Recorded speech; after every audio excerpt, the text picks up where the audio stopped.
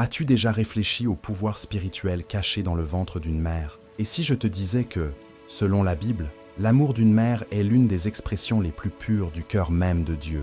En ce jour des mères, alors que beaucoup offrent des fleurs ou des mots doux, très peu saisissent le mystère céleste de la maternité. Cette vidéo va bouleverser ta vision. La mère dans la Bible n'est pas qu'une figure affectueuse. Elle est intercesseuse, prophétesse silencieuse, guerrière invisible dans le monde spirituel. De Marie, mère de Jésus, à Anne, qui a prié avec des larmes jusqu'à faire bouger le ciel. Dieu révèle que les mères chrétiennes portent en elles des empreintes. Mais attention, il existe des vérités spirituelles oubliées, et si tu ne les découvres pas, tu risques de passer à côté de quelque chose d'essentiel dans ta marche avec Dieu. Aujourd'hui, nous allons plonger ensemble dans 7 révélations bibliques puissantes qui transformeront ta façon de voir la maternité. Chacune d'elles contient des promesses, des douleurs, du réconfort et de la gloire. Si tu es mère, ou si tu as eu une mère qui priait pour toi, cette vidéo est une clé pour comprendre le soin de Dieu, la force des mères et l'impact éternel de la foi maternelle. Avant de commencer, un mot important. Beaucoup regardent nos vidéos sans être abonnés. Si ce message touche ton cœur, abonne-toi maintenant, active les notifications et rejoins-nous dans ce cheminement spirituel. Ne rate surtout pas la fin de cette vidéo.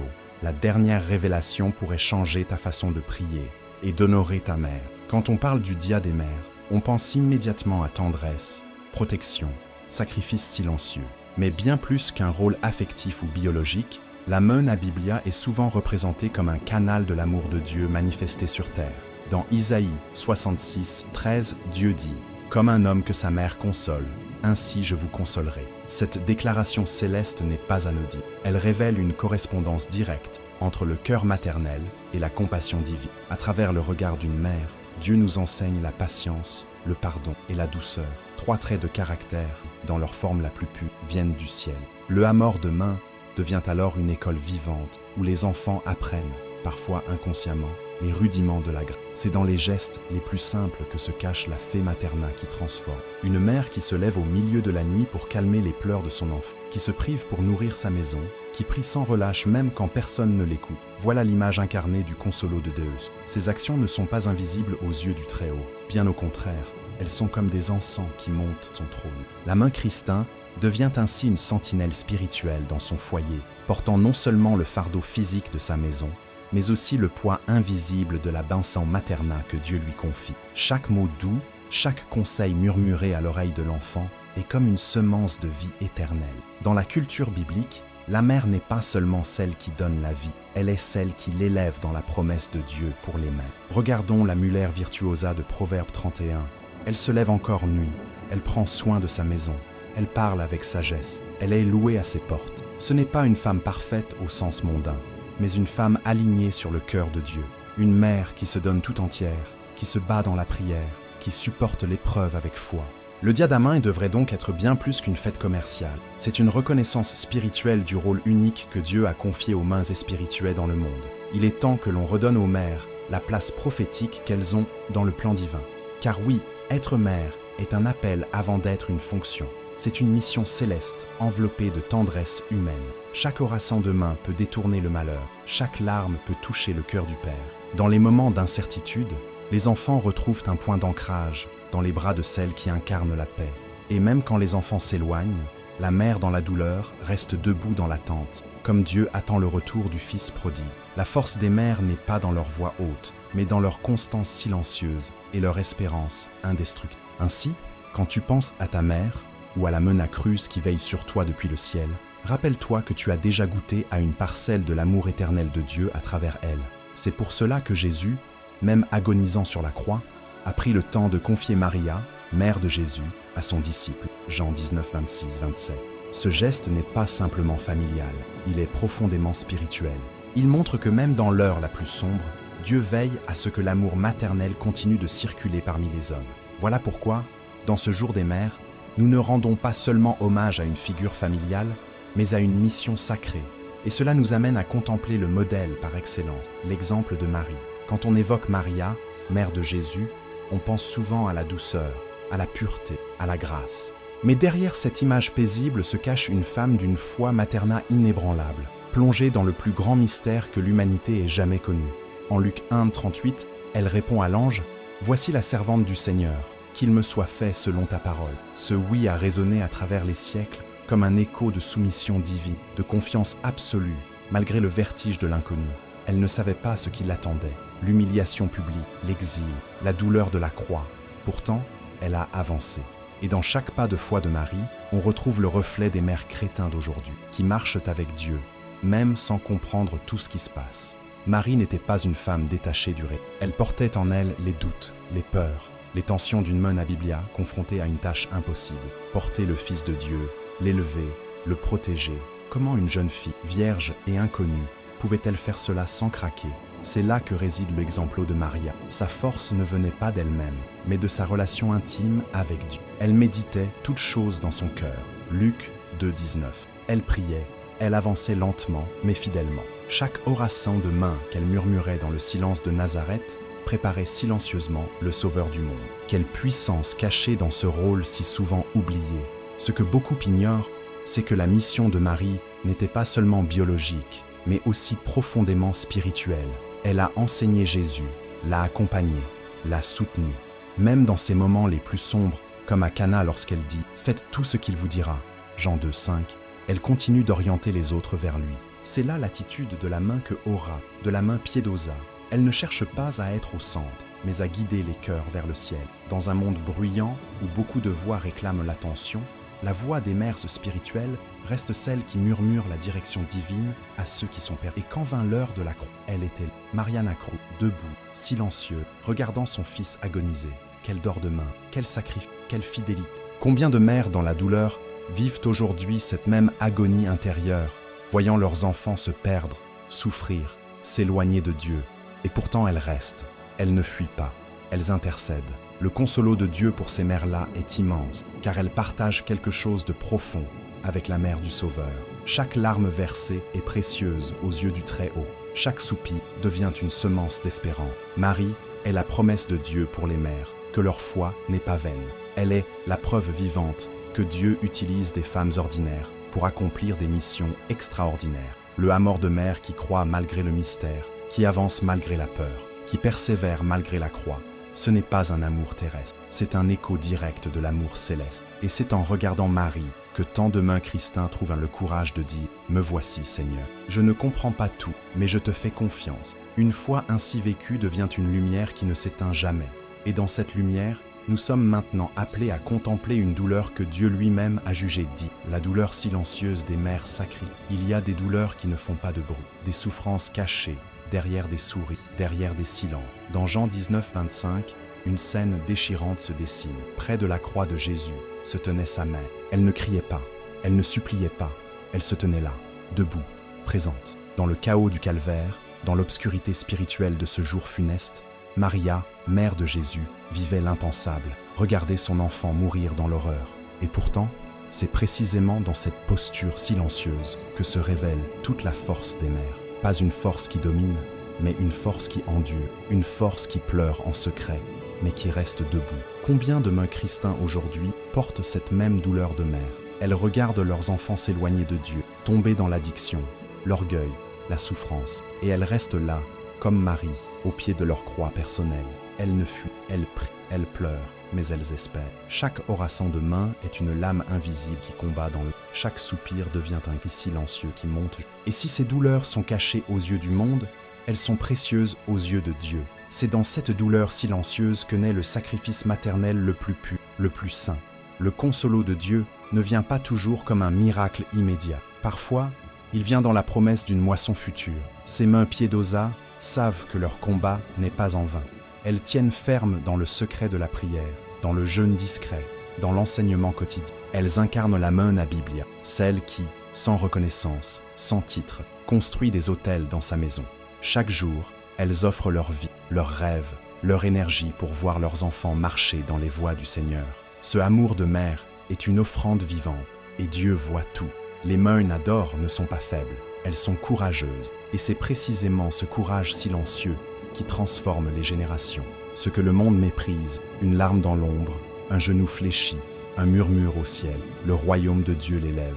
Le diadème devrait être le rappel que certaines batailles sont menées sans armes, sans bruit, mais avec une puissance spirituelle immense. Les bênçons maternelles les plus fortes ne sont pas toujours criées, elles sont transmises dans les regards, dans les gestes, dans les nuits blanches remplies de prières. Et toi, qui regardes cette vidéo, peut-être as-tu eu une mère comme ça, ou peut-être es-tu cette mère-là.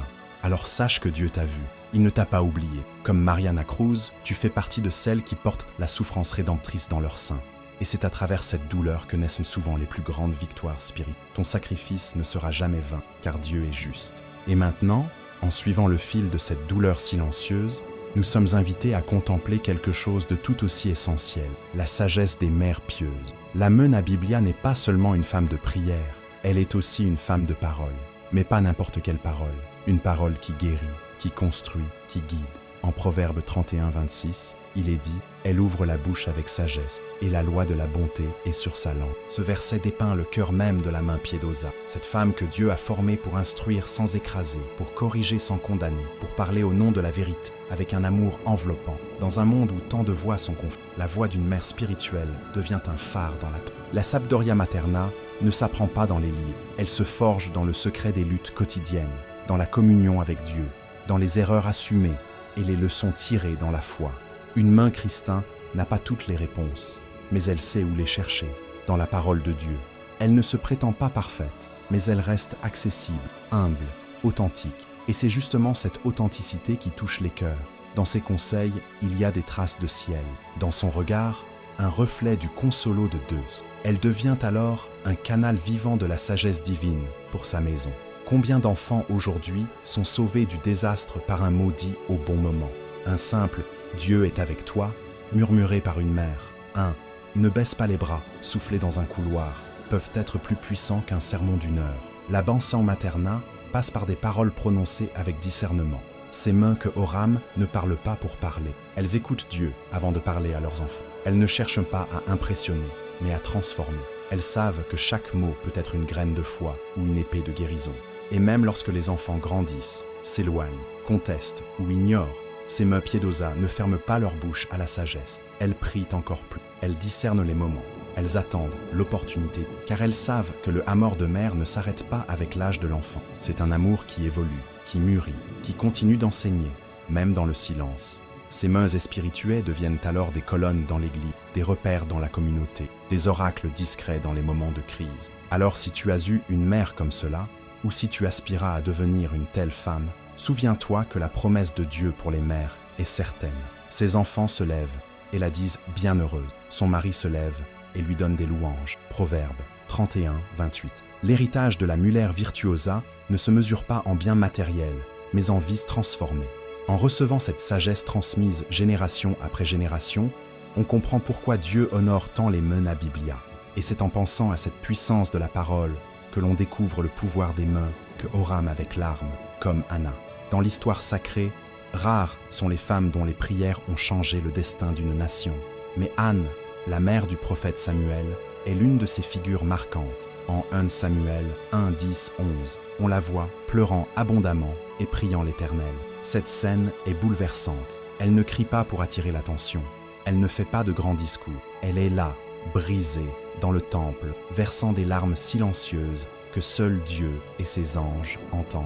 Voilà l'image parfaite de la oraison de main, intime, sincère, douloureuse, mais pleine de foi.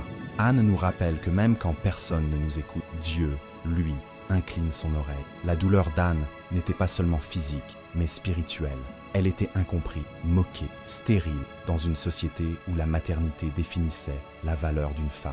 Et pourtant, au lieu de sombrer dans la honte ou la colère, elle a choisi de se tourner vers son amour de mère, bien que sans enfant, était déjà en gestation dans son cœur. Cette fée materna l'a conduite à faire un vœu audacieux. Si Dieu lui donnait un fils, elle le lui rendrait. Quelle force à deux mains faut pour prier ainsi?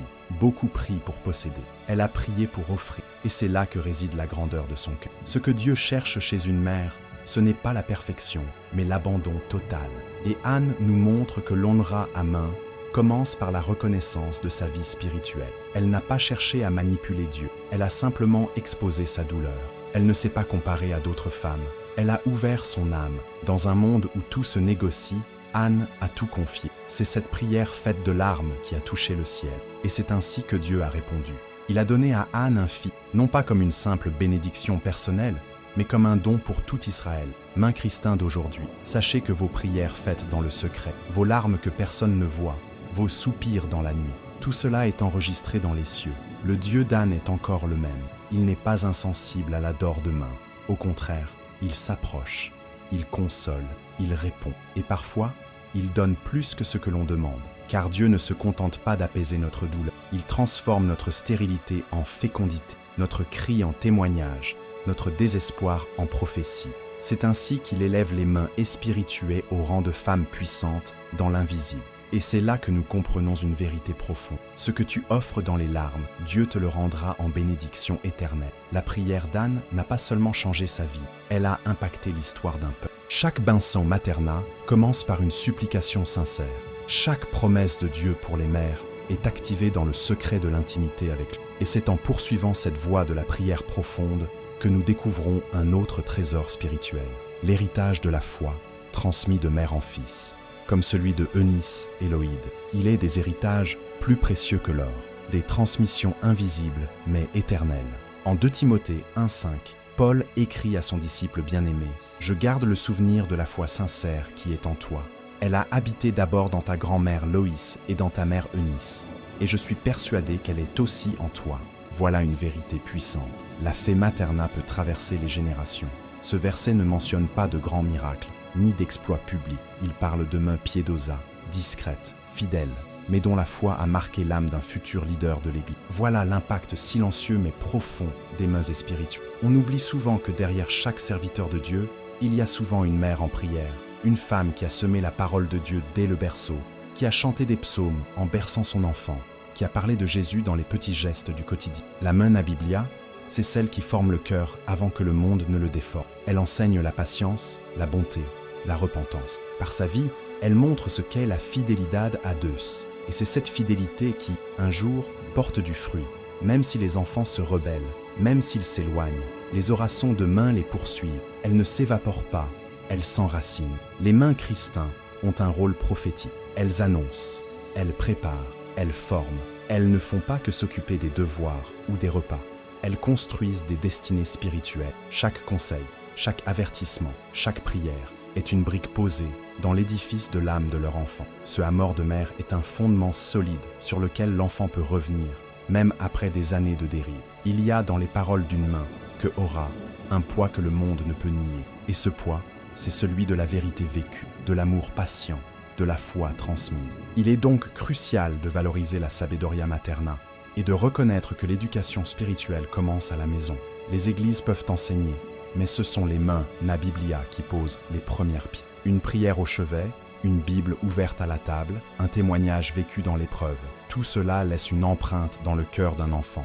Et même quand il se détourne, cette empreinte reste, brûle, appelle. Le consolo de Deus pour les mères qui attendent encore, c'est que Dieu ne rompt jamais ses promesses. Si la semence est tombée en terre, la moisson viendra.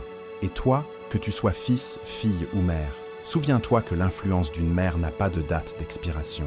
Elle dépasse le temps, franchit les frontières de la vie et de la mort. Beaucoup découvrent, des années plus tard, que ce sont les prières de leur mère qui les ont gardées vives. Et c'est en méditant sur cette benção materna que nous comprenons à quel point Dieu prend soin de ces femmes qui donnent tout, même quand elles n'ont presque plus rien. Car maintenant, il est temps de parler à celles qui sont épuisées, solitaires, parfois brisées, les mains Cansada et Ferida, que Dieu n'a jamais oubliées. Il y a des mains Christin qui sourient à l'extérieur, mais qui saignent à l'intérieur. Des femmes pieuses, fidèles, qui ont tout donné, mais qui aujourd'hui se sentent épuisées, oubliées, parfois brisées. Et pourtant, la parole de Dieu les voit. En Psaume 34, 18, il est écrit « L'Éternel est près de ceux qui ont le cœur brisé. Il sauve ceux dont l'esprit est abattu. » Ce verset n'est pas une simple consolation. C'est une promesse céleste pour les mains, Nador, celles qui ont semé dans les larmes et qui se demandent si un jour elles récolteront. Dieu est là, pas loin, mais tout près. Il marche dans la vallée avec elles. Combien de mains spirituelles se lèvent chaque matin avec le poids du monde sur leurs épaules, entre les enfants, les douleurs du passé, les regrets, les responsabilités. Et pourtant elles avancent. Elles ne cherchent pas de trophées. Elles veulent juste voir leurs enfants heureux, leurs familles en paix, leur foi transmise. Le amour de main est si fort qu'il supporte tout. Mais parfois, même les cœurs les plus forts ont besoin d'un abri. Et c'est là que entre le consolo de Deus. Il ne les juge pas, il les recueille, il les restaure. Comme une mère console son enfant, Dieu console la main férida. Peut-être as-tu été abandonné, trahi, ignoré. Peut-être ton enfant s'est éloigné ou tu as perdu un être cher. Peut-être tu te sens seul même dans une maison pleine. À toi, Dieu dit, je te vois. Tu es précieuse. Ta douleur n'est pas vaine. Les mains que Horam, même avec des genoux tremblants, sont écoutées. Les mains pieds d'Osa, même fatiguées, sont portées. Dieu ne regarde pas ce que tu fais pour impressionner. Il regarde ce que tu offres dans le secret. Et c'est là que naît la promesse de Dieu pour les mères. Un jour, il essuiera chaque larme de leurs yeux. Et même si tu te sens vide, sache que Dieu n'a pas fini avec toi. Il renouvelle, il restaure, il ressuscite. Il te rappelle que ton identité ne se limite pas à ce que tu fais, mais à ce que tu es, sa fille, son instrument, son reflet. La Müller virtuosa, ce n'est pas celle qui réussit tout, c'est celle qui reste fidèle même au milieu du chaos. Dieu honore chaque acte d'amour, chaque soupir caché, chaque oraison de main que tu as faite sans témoin.